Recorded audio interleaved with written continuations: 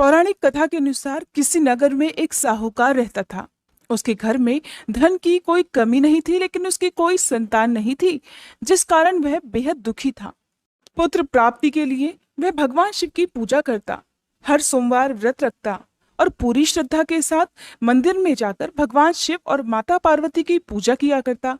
उसकी भक्ति देखकर एक दिन माँ पार्वती प्रसन्न हो गई और भगवान शिव से उस साहूकार की मनोकामना पूर्ण करने का आग्रह करने लगी।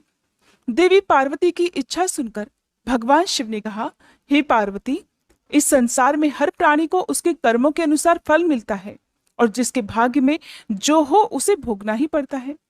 लेकिन पार्वती जी ने साहूकार की भक्ति का मान रखने के लिए और उसकी मनोकामना पूर्ण करने की इच्छा जताई।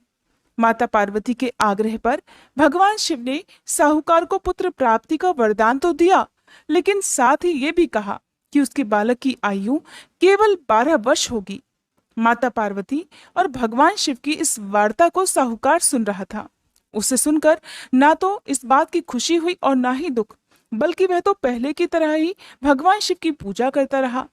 कुछ समय के बाद साहूकार के घर एक पुत्र का जन्म हुआ। जब वह बालक 11 वर्ष का हुआ तो उसे पढ़ने के लिए काशी भेज दिया गया। साहूकार ने पुत्र के मामा को बुलाकर उन्हें बहुत सारा धन दिया और कहा कि तुम इस बालक को काशी विद्या प्राप्त कराने के लिए लेकर जाओ। रास्ते में यज्ञ कराते हुए जाना। जहां भी यज्ञ कराओ वहां पर ब्राह्मणों को भोजन कराकर दक्षिणा देते हुए ही आगे जाना। दोनों मामा भांजे इसी तरह यज्ञ कराते और ब्राह्मणों को दान दक्षिणा देते देते काशी की ओर चल पड़े। रास्ते में एक नगर पड़ा, जहां उस दिन नगर के राजा की कन्या का विवाह था। लेकिन जिस राजकुमार से उसका विवाह होने वाला था, वह राजकुमार एक आंख से काना था। राजकुमार के पिता ने अपने पुत्र के काना होने की बात को छुपाने के लिए एक चाल सोची।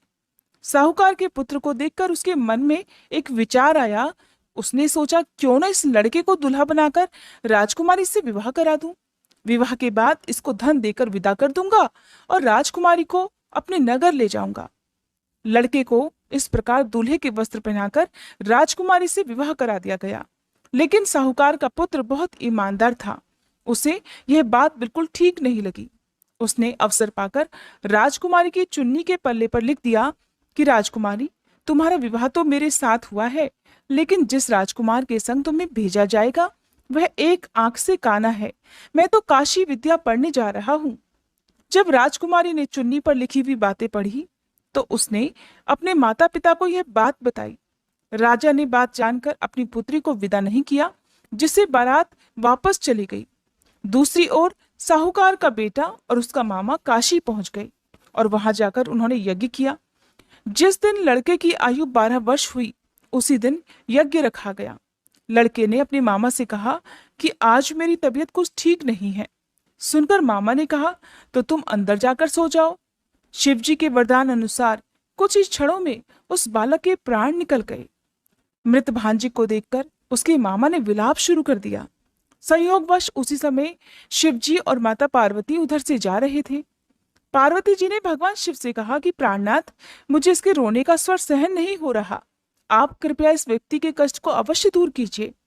जब शिवजी मृत बालक के समीप गए तो वह बोले कि देवी, ये तो उसी साहूकार का पुत्र है जिसे मैंने 12 वर्ष की आयु का वरदान दिया था। अब इसकी आयु पूरी हो चुकी है। सुनकर देवी पार्वती के मन में ममता जाग उठी। देवी पार्वती कहने लगी, हे महादेव, आप इस बालक को और आयु देने की कृपा कीजिए, नहीं तो इसके वियोग में इसके माता पिता भी तड़प तड़प कर मर जाएंगे। माता पार्वती के आग्रह पर भगवान शिव ने उस लड़के को जीवित होने का वरदान दे दिया। शिव जी की कृपा से वह लड़का जीवित हो गया। शिक्षा समाप्त कर लड़का अपने मामा के साथ वापस नगर की ओर चल दिया। दोनों चलते चलते उसी नगर में जा पहुंचे जहां कभी उसका विवाह हुआ था। उस नगर में भी उन्होंने यज्ञ का आयोजन किया। उस लड़के के ससुर ने उसे पहचान लिया और महल में ले जाकर उसकी खूब आवभगत की और अपनी पुत्री को धूमधाम से विदा कर दिया। इधर भूखे प्यासे रहकर साहूकार और उसकी पत्नी अपने बेटे के आने की प्रतीक्षा कर रहे थे। उन्होंने निश्चय कर रखा था कि अगर उन्हें अपने बेटे की मृत्यु का समाचार मिला तो वे भी प्राण त्याग देंगे। परंतु अपने बेटे के जीवित होने का समाचार पाकर वे बेहद प्रसन्न हुए। उसी रात भगवान शिव ने व्यापारी के स्वप्न में आकर कहा, हे श्रेष्ठी, मैंने तेरे सोमवार के व्रत करने और व्रत कथा सुनने से प्रसन्न होकर तेरे पुत्र को लंबी आयु प्रदान की है। इस प्रकार जो कोई सोमवार व्रत करता है या कथा सुनता और पढ़ता है, उसके सभी दुख महादेव की कृपा से दूर हो जाते हैं और समस्त मनोकामनाएं भी पूर्ण हो जाती हैं। प्रेम से बोलिए भोले शंकर भगवान की जय, माता पार्वती की जय। जय शिव ओमकारा, स्वामी जय शिव ओमकारा। ब्रह्मा विष्णु सदा शिव, ब्रह्मा विष्णु सदा शिव, अर्धांगी धारा। ओम जय शिव ओमकारा। एकानन चतुरानन पंचानन राजे, स्वामी पंचानन राजे। हंसानन गरुड़ासन, हंसानन गरुड़ासन, वृषवाहन साजे। ओम जय शिव ओमकारा। दो भुज चारु चतुर्भुज, 10 भुज अति सोहे, स्वामी 10 भुज अति सोहे। त्रिगुण रूप निरखता, त्रिगुण रूप निरखता, त्रिभुवन जन मोहे। ओम जय शिव ओमकारा।